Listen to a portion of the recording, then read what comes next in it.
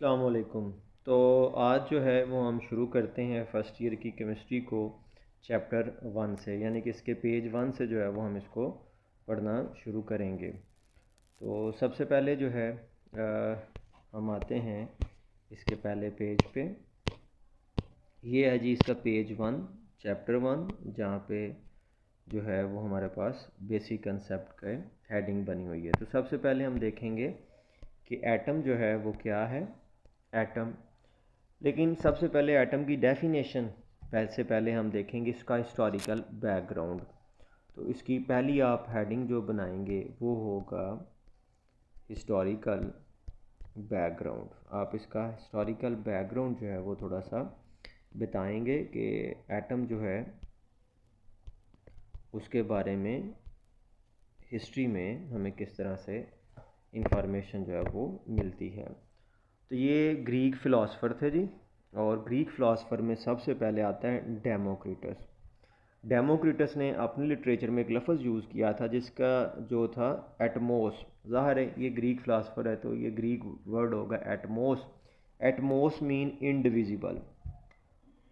ये जो हैं ये एमसीक्यूज़ के तौर पे आप चीज़ें याद करेंगे कि ग्रीक फ़िलासफ़र थे, डेमोक्रिटस था, एटमोस वर्ड है और एटमोस का मतलब जो है वो है इनडिविजिबल। इसके बाद जो है वो हम जंप करते हैं एकदम से यहाँ पे 19th सेंचुरी में, 1808 में। 1808 में जो है एक English school teacher John Dalton, उसने पहली दफ़ा ये रिकॉग्नाइज़ किया कि law of conservation of matter, law of definite proportion जो है, इनको तब आप एक्सप्लेन कर सकते हैं अगर आप एटम के बारे में जो है वो माने कि वाकई तमाम जो मैटर है वो छोटे छोटे पार्टिकल से मिलकर बनता है, जिसको हम कहते हैं कि ये एटम है।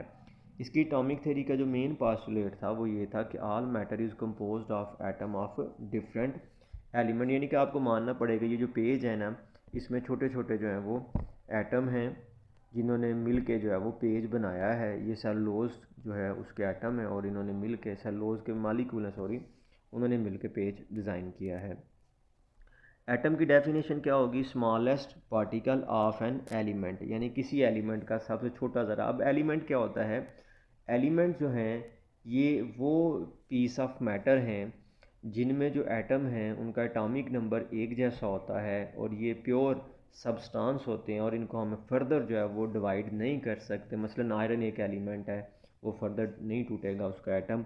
इसी तरह से ऑक्सीजन जो है वो एक एलिमेंट है, कॉपर एक एलिमेंट है, सिल्वर एक एलिमेंट है। तो 118 जो हैं वो अभी तक नाउन एलिमेंट हैं। 2023 में 118 एलिमेंट जो हैं वो हमारे पास नाउन है। फिर इसके आगे लिखा हुआ है कि कुछ एटम जो होते हैं वो इंडिपेंडेंटली एग्जिस्ट करते हैं, कुछ जो है वो नहीं करते। 6 एटम जो है वो इंडिपेंडेंट एग्जिस्ट करते हैं। वो नोबल गैसेज हैं हीलियम, नियॉन, दो यहाँ पे दी गई, बाकी यहाँ पे लिख लेते हैं। हीलियम नियॉन के बाद आता है आर्गन, फिर आता है क्रिप्टॉन, यानी कि दोनों आर वाले हैं, AR KR। इसके बाद आता है जीनान और फिर आता है रेडान। ये जो 6 नोबल गैसेस हैं इनके एटम्स होते हैं, इंडिपेंडेंटली रहते हैं, बाकी के नहीं रहते, बाकी के मिल के रहते हैं।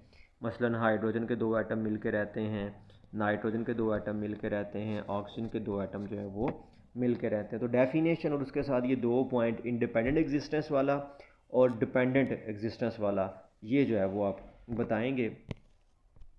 इसके बाद यहाँ पे नीचे वाले पैरे में देखते हैं तो यहाँ पे ये लिखा हुआ है कि मॉडर्न रिसर्च हमें बताती है कि एटम जो है उसमें सब एटॉमिक पार्टिकल्स होते हैं, जिसमें electron, proton, neutron, hadron, neutrino, anti neutrino है, और मोर देन 100 सच पार्टिकल्स जो हैं वो एटम के अंदर एग्जिस्ट करते हैं। बहरहाल ये जो 3 है ना, इलेक्ट्रॉन, प्रोटॉन, न्यूट्रॉन, ये फंडामेंटल पार्टिकल्स हैं।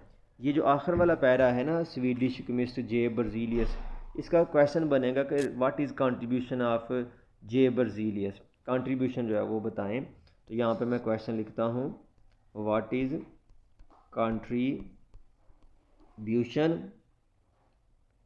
What is contribution of J Berzelius. J Berzelius की जो कंट्रीब्यूशन है वो आपने बतानी। तो 2 कंट्रीब्यूशन है। नंबर 1 ये है, determine the atomic masses of the elements, और नंबर 2 जो है वो हमारे पास ये है कि Berzelius also develop a system of giving element a symbol. तो ये जो है ना, ये पहला पेज है, इसमें हमने अभी तक ये चीज़ें जो है वो डिस्कस की हैं। इसके बाद आखिर वाला जो इसमें आप हेडिंग देखें आखिर वाली, वो है evidence of atoms. What is evidence of an atom, या इसका क्वेश्चन जो है वो हम लिखते हैं, how can we observe an atom, how can we observe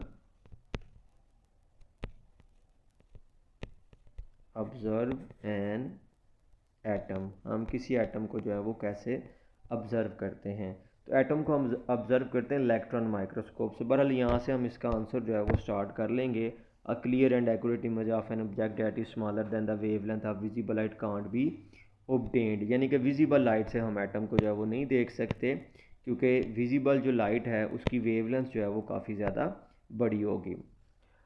microscope जो नॉर्मल माइक्रोस्कोप है उससे हम जो है वो 500 नैनोमीटर की चीज़ों को देख सकते हैं। 1 नैनोमीटर 10⁻⁻⁹ मीटर के इक्वल होता है।